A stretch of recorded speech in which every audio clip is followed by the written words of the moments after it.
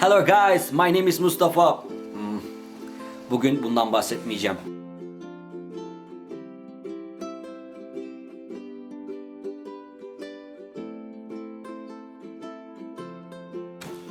Merhabalar herkese, ben Mustafa. Orange Chat kanalına hoş geldiniz. Yeni bir video ile karşınızdayım. Bugün sizlerle konuşmak istediğim konu nasıl İngilizce öğrenmeye başlayabiliriz. Hepinizin bildiğiniz üzere pandeminin devam ettiği bu günlerde hepimiz evlerde sıkıldık. Ne yapmamız gerektiğini bilmiyoruz. Ama günlerimizi aktif geçirmek için elimizden gelen her şeyi yapmak istiyoruz. Spor mu? Belki. Yemek pişirmek mi? Belki. Ama ben bugün size çok daha önemli bir konudan bahsedeceğim. Nasıl dünyayla bir olabilirsiniz ve bunun başlangıcı olarak nasıl İngilizce öğrenebiliriz? Size yaptığım bazı metotlardan, yapabileceğiniz ufak, ücretsiz, ücretli bazı uygulamalardan bahsedeceğim. Bunları evde kendi başınıza 30 dakika kadar yardım almaksızın uygulayabilir ve İngilizcenizi bugünlerde bir sonraki seviyeye çıkartıp hayatla bağlantınız için bir tek seviye arttırmış olursunuz. Bunu yapmak için neler mi yapmanız gerekiyor? Videoyu izleyin.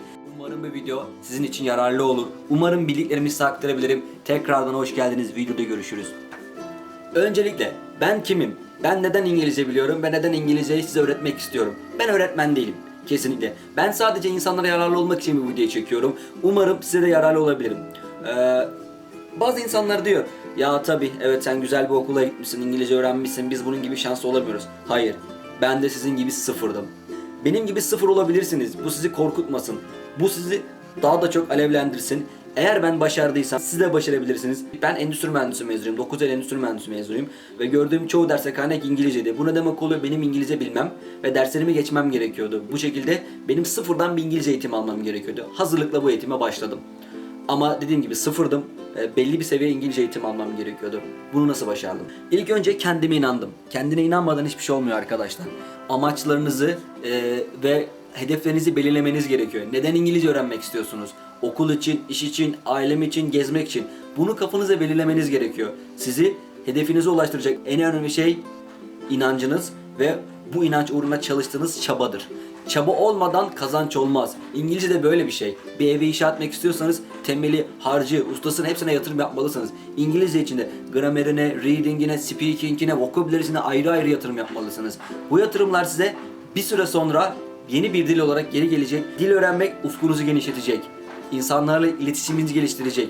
Dünyaya bakış açınızı geliştirecek. Neden mi? İnandığınız şeyler artık sınırlarla değil, fikirlerle ölçmeye başlayacak. Evet, ne yaptınız? Şu an kariyer olarak ya da iş olarak ya da okul olarak bir seviyemizi belirledik kendimizi. Biz neyiz? Başlangıcız. Ne yapmak istiyoruz? Öğrenmek istiyoruz. Hadi öğrenelim o zaman. Sizin için birkaç farklı kategoriye ayırdım. Nasıl İngilizceye başlayabilirsiniz? Bunların en başına gelen şeyler gramer. Yani ne demek oluyor? Gramer öğrenmek. Her şeyin başında bence gramer öğrenmelisiniz. Ama unutmayın, gramer her şey değil. Sokağa çıktığınız zaman, insanlarla fikir alışverişi yaptığınız zaman gramer sizin çok da umurunuzda olmuyor. Ya da insanların çok, bak burada sen tense yanlışı yaptın, ya burada have been kullanacaktın, nasıl böyle bir hata yaparsın diyen ben kimseyi duymadım. Ben bunu kendi deneyimlerimi bazında söylüyorum. Ben çünkü 2 kere work and travel yaptım. Yaklaşık 1 sene kadar Amerika'da yaşadım. Bu iki work and travel sürecinde birçok ülkede bulundum. Kimse bana ya burada bu İngilizce gramer hatasını yaptım, ben seninle bir daha konuşacağım diye bir şey duymadım. Siz bunu aklınızdan çıkarmayın. Gramer her şey değil ama her şeyin başı gramer. Neden mi? Bir cümle yapısına başladığınız zaman cümleyi kurabiliyor olmanız gerekiyor. Verb'ü, özlemi, yüklemi hepsinin belli bir sıraya dizemeniz gerekiyor. Tabi bazı hatalar yapacaksınız, bu çok normal. Ama unutmamanız gereken nasıl cümle yapısı. Bunun için de ben size tavsiye ediyorum, bir hazırlık kursu alabilirsiniz ya bir İngilizce kursu alabilirsiniz. Yani evde de bunları yapabilirsiniz. İnternette ya da Google'da gramerle ilgili, tense'lerle ilgili birçok videolar, kaynaklar var. Google'layarak ya da gidip YouTube'layarak bunları hepsini bulabilirsiniz. Bir kursa da gitmenize gerek yok. Bundan sonraki aşama ne olabilir? Bence artık vocabulary'nizi, yani kelime dağarcığınızı zenginleştirmeniz gerekiyor. Artık cümle yapabiliyoruz ama yeni kelimelere, yeni kelime kalıplarına ihtiyacımız var ki günlük konuşmamızı kendimizi daha rahat ifade edelim. Bunun için ne yapabiliriz? Bazı aplikasyonlar var. Türkçe, İngilizce, İngilizce, Türkçe çeviriler. Bunları telefonunuza indirebilir. Herhangi bir kelimeyle karşı karşıya kaldığınız zaman bunun tercümesine sahip olabilirsiniz. Aynı zamanda size bir vocabulary book yani bir kelime defteri tutmanızı, kelimeleri alfabetik sıraya göre ayırmanızı ve yeni bir kelime duyduğunuz zaman bunu İngilizcesini, Türkçesini oraya kaydettiğiniz zaman bu kelime defterine de sürekli geri dönüp çalıştığınız zaman, yani hatırladığınız zaman, bunu aklınızda tekrar ettiğiniz zaman size daha çok ve daha fazla yararlı bilgiler sağlayabileceğine inanıyorum. Bir farklı şey de post-itler oluşturabilirsiniz. Diyelim bir İngilizce video izliyorsunuz ya da bir film ya da bir müzik. Bir yeni kelime duydunuz. Hemen bunu post-it'e yazın ve görebileceğiniz bir yere, laptopunuzun etrafına, masanıza, yemek yediğiniz yere yapıştırın. O orada kalsın. Ama onu sadece Türkçe ve İngilizcesine yazmayın. Bir de o kelimeyi içerebilen bir cümle yazın ki nasıl kullanıldığını kafanız daha rahat anlasın. Orada bir hafta kalsın, 2 hafta kalsın, evinizin her yeri post-it olsun. Ama görün. Gördükçe hatırlayın, hatırladıkça tekrar edin. Bu ne yapmış oluyorsunuz böyle yaptığınız zaman? Ders çalışmazken bile ders çalışmış oluyorsunuz. Böylelikle aklınızdaki kısa dönemli hafızanın yerine daha uzun dönemli hafızaya geçiş yapmış oluyorsunuz. Bu artık sizin uzun long term memory dediğiniz yerde hafızalanmış oluyor ve siz artık öğrenmeye başlamış oluyorsunuz. Diğer bir vocabulary öğrenme yöntemi ne olabilir? Bazı oyun kartları var. Kendinize bazı kartlar hazırlayıp o kartlara her gün 10 yeni kelime yazıp önüne İngilizcesini, arkasına Türkçesini yazıp o oyunu kendi kendinize oynayabilirsiniz. Her gün yeni 10 kelime. Arkasına bakıp kelimeleri ezberleyip bunun Türkçesinin ne olduğunu hatırlamaya çalıştığınız zaman bu hem bir oyun olduğu için daha zevkli gelecektir, hem de kelime bildikçe kendinizi daha mutlu ve artık daha adapte ettiğiniz için daha kolay dil öğrenebilecek hale geleceksiniz. Şimdi size speaking'iniz yani konuşmanızı geliştirebileceğiniz, benim de en önemli ve bence en önemli olması gereken konu speaking part. Artık cümle yapabiliyoruz, cümle yapmayı biliyoruz. Bir kısımda artık kelimelerimiz var. Artık ne olursa olsun konuşmaya başlamalıyız. Biliyorum konuşmak çok zorlanıyorsunuz, çok yavaş konuşuyorsunuz, gerçekten utanıyorsunuz ama önemli olan hedefinizi hatırlamanız. Utanmayın. Bu sizin ana diliniz değil. Ya da bir insan size bunu yanlış yaptığınız için kesinlikle gülmeyecek. Ben çok kötü bir seviyeyle Amerika'ya gittim. Hiçbir Amerikalı ya da hiçbir arkadaşım bana bu cümleyi hatırlayamadığım için ya da gramer yanlışı yaptığım için gülmedi. Bu konu hakkında gerçekten çok fazla şey duyabilirsiniz. İngilizce konuşmaya başladığımda kullandığım en önemli sitelerden 2 tanesi Omegle ve Chatroulette'ti. Bu gibi siteler Türkiye'de popüler ama biz bunu biraz daha amacı dışında kullanıyoruz diyelim, daha çok insanlarla makara yapmak için kullanıyoruz. Ama bu gibi siteler bedava olduğu için ve görüntülü konuşma siteleri olduğu için Omegle ve Chatroulette şu an dünyadaki birçok milyonlarca insan tarafından kullanıyor. Ana dil İngilizce olanlar, olmayanlar, İngilizce öğrenmek isteyenler veya canı sıkılanlar. Siz de bu siteleri kullanıp çok kötü bir seviyeye sahip olsanız bile mutlaka sizin gibi bir insan bulacaksınızdır.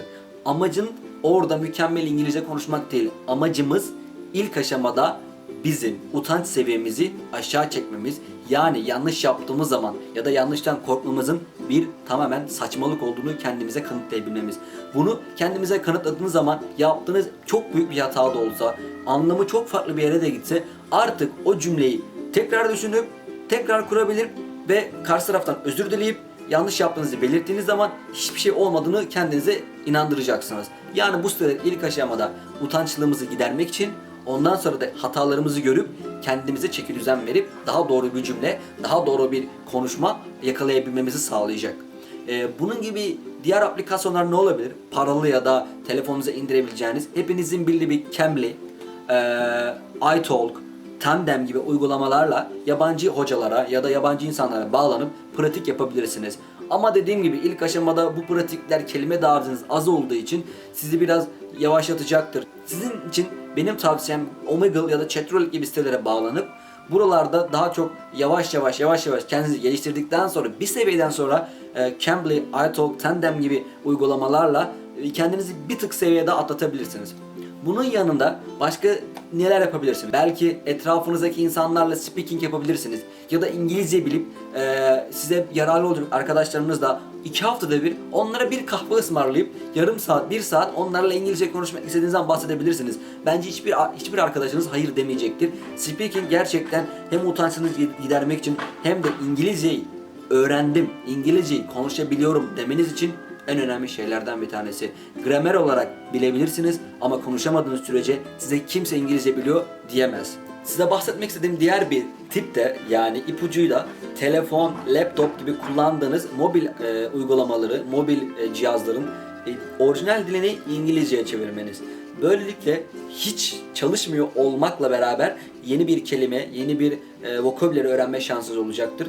Bu da size ayrıca ufak bir tavsiye. Ben yaptım, gayet de kullanılabilir seviyede şu an. Diğer bir uygulama ise kullanabileceğiniz, bu daha çok yazışma üzerine Interpulse yani mektup arkadaşım diye bir uygulama var.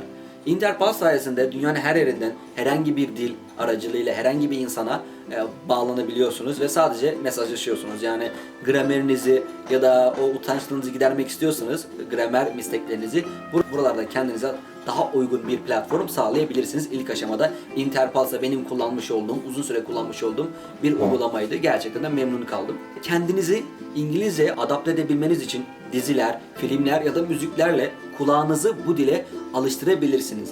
İlk aşamada inanıyorum ki herkes diyecek ki altyazılı mı izleyelim, altyazısız mı izleyelim ya da nasıl izleyelim, hangi diziyle öğrenirsin? İlk aşamada daha dili öğrenirken ki ne izlediniz, nasıl izlediğinizin bir önemi yok. Benim için önemi yoktu. Önemli olan kulağınız İngilizce kelimeleri ayırabilecek bir seviyeye gelebilmesi. İlk aşamada size tavsiyem İngilizceyi açın, altına Türkçe altyazı ekleyin. Yani ama lütfen altyazıya takılıp kalmayın. Yani kulağınız her zaman ekranda olsun. Altyazı sadece bilmediğiniz bir kelime varsa oradan onu ayıklamanız ya da durdurup o cümle kalıbını öğrenmeniz için kullanın. Eğer baktığınız gözünüz altyazıdan farklı bir yere gidemiyor, altyazıyı kapatın, sadece dinleyin. İlk aşamada dediğim gibi Türkçe altyazı açabilirsiniz ama ikinci aşamada yani artık kelimeleri öğrendiğinize inanıyorsanız aynı diziyi tabii birkaç kere izlemenizi tavsiye ederim. İzlediğinizin önemi yok dediğim gibi. İzlemek için değil, öğrenmek için izleyeceğiz. Yani odaklamamız gereken oradaki insanların ne yaptığı değil, onların ne konuştuğu, nasıl konuştuğu olmalı. Bu yüzden ikinci aşamada dil İngilizce, altyazı İngilizce. Yani altyazıyı okurken aynı zamanda adamın bunu nasıl telaffuz ettiğini, doğru telaffuzun nasıl olduğunu öğrenebilecek kıvama geleceğiz. Bu da bize daha doğru bir pronunciation yani telaffuz sağlamış olacak. Şu ana kadar bahsettiğimiz her şey yeni başlayanlar içindi. Eğer siz de başlangıç seviyesinden daha iyisiniz ve bazı tiplere, bazı ipuçlarına ihtiyacınız varsa lütfen yorum kısmında belirtin. Bununla ilgili bir videoda çekmeye çalışabilirim. Sizlerden böyle bir istek gelirse. Kanalıma abone olmayı, videoyu beğenmeyi unutmayın. Eğer beğendiyseniz tabii ki. Sizin de kendinize uyguladığınız özel yöntemler varsa altta yorum kısmına belirtebilirsiniz. Yorumu okuyan arkadaşlar da sizlerden şeyler feyiz alabilir, kendini geliştirebilir, kendilerinde uygulayabilirler. Böylelikle bilgi alışverişi sayesinde daha iyiye, daha kolaya ve daha güzel ulaşabiliriz. Yorum kısmında bunları da belirtmeyi unutmayın. Tekrardan söylüyorum. Lütfen kanalıma abone olmayı unutmayın. Daha iyi videolar, daha kaliteli, daha güzel içeriklerle yakın zamanda gelmeye çalışacağım. Hepiniz kendinize iyi bakın. Bir sonraki videoda görüşmek üzere. Esen kalın.